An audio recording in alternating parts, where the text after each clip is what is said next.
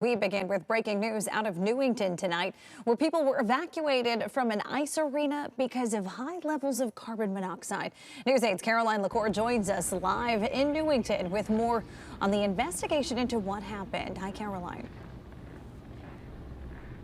Hey, good evening, Mackenzie. Yeah, we actually just learned just a short while ago from the Newington Fire Department that the cause of this carbon monoxide leak is likely due to a faulty HVAC unit paired with the Zamboni that was running at the time. Now, earlier in the afternoon, there were multiple hockey games scheduled, according to the Newington Ice Arena's website. However, it's still unclear how many people were needed to be evacuated.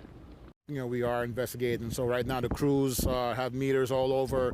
Newington fire crews continuing to investigate the cause of high levels of carbon monoxide inside an ice arena Saturday after reports of several people falling ill inside shortly after 5:30 in the afternoon. Initial fire crews entered the building and immediately started receiving on their meters high levels of CO. Despite his crew picking up carbon monoxide levels of around 200 parts per million, Fire Captain Kirk Roseman says no one was seriously injured. Multiple agencies, including the State Department of Health and Connecticut Natural Gas, are now assisting with the investigation. Crews are working with CNG right now to isolate and identify what the issue is inside there. And as of now, we do not know what it is. Roseman reminds that while it's unclear the cause of the incident, his team often sees an uptick in carbon monoxide leaks during winter months, often caused by blocked vents. At the same time, we're opening up every door, every office, every area to